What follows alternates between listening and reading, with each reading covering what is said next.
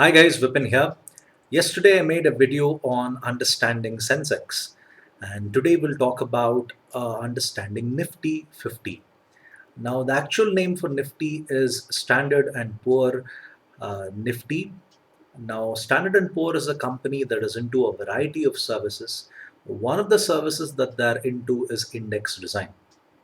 So, when it comes to designing a stock index, it's a very specialized field. And Standard and Poor is the company that is into the designing of these indices. Now, why do we have Nifty alongside Sensex? Why not just have one? Well, actually, people are not really aware of this, but there are many indices. Now, if you see that screenshot there, which I've given, I have taken it from Bombay Stock Exchange website. There is a lot more, in fact. I just took whatever I could fit on that screen. There are many indices that is there in Bombay Stock Exchange. There are indices exclusively for small cap companies, mid cap companies, and large cap companies.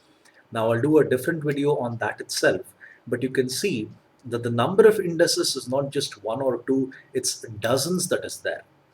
Now, one of the reasons why there are so many indices is because there are different types of traders.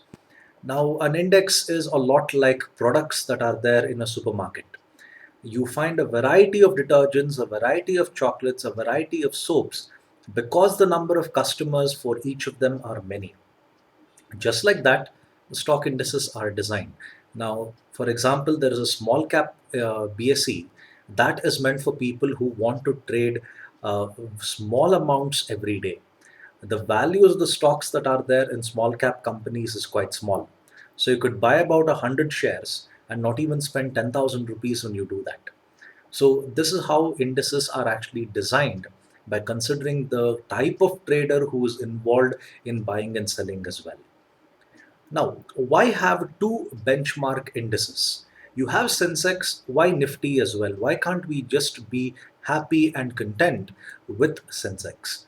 Now, that's because you have to take into consideration statistics.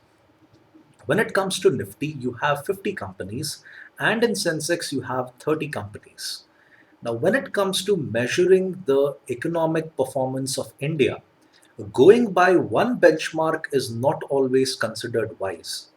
Now, when you go about studying statistics, when you go about doing research, you have many people whom you go about asking questions. And if you notice, when you go about asking people different questions, the response that you get is different. Now, let's say I was to conduct a review of Transformers 4. Now, when I go about asking a person in his who happens to be a senior citizen, okay, what do you think about this movie? If a person has seen this, he would usually go about giving a negative review because movies like Transformers are not really meant for that particular age group. They're meant for a younger audience. Whereas if I go about asking the younger audience, my answers would always be quite positive. Many people would say, yes, the movie was good.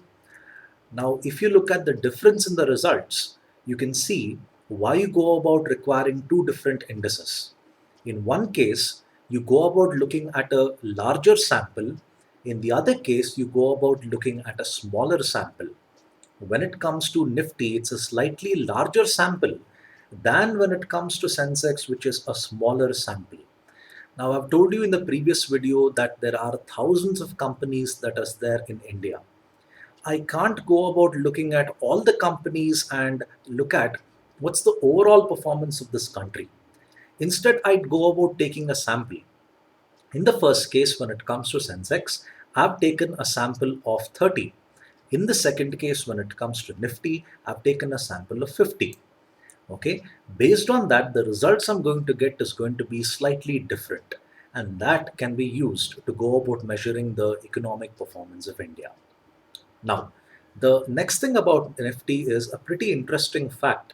The number of trades that happen on Nifty is significantly higher than the number of trades that happens on Bombay Stock Exchange.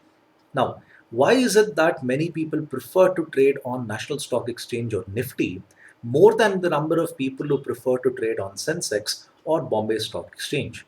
Now, the reason for that is because Nifty has a more convenient form of trading. Now, when it comes to Sensex, when it comes to Bombay Stock Exchange, the method of trading simply uses a broadband connection. When you go about using a broadband connection, the speed at which you could go about trading is quite slow. Okay, but when it comes to Nifty, they go about using satellite connectivity. That is, when you go about buying and selling, it is you, the trading terminal, the satellite up in the sky, and another person on the other side. Okay, now when it comes to using satellite connectivity, it is always faster than when it comes to going about using a broadband connectivity. In fact, this is one of the reasons why people prefer to trade in Nifty more, and the number of trades, the volume of trades in Nifty is more. You can see there when it comes to a very well to do company like Larsen and Toubro, Bombay Stock Exchange has just seen about 91,000 trades, whereas the same company being traded on Nifty has a trading volume of 8 lakh 11,000. You can see how wide the difference is when it comes to trading on Nifty. Like I said, it's mostly convenient and it's a speed factor when it comes to Nifty. Also, remember that if a company is listed on many indices, the price of the stock does not vary significantly, even though the company is listed on different indices. As you can see here, when it comes to Larsen and Toubro, the difference between Bombay Stock Exchange price and National Stock Exchange price is just about 60 paisa. You will not see huge differences like Bombay Stock Exchange versus National Stock Exchange, like 5 rupees or 10 rupees difference. There is something called market equilibrium. The traders make sure that the prices on both sides are relatively the same.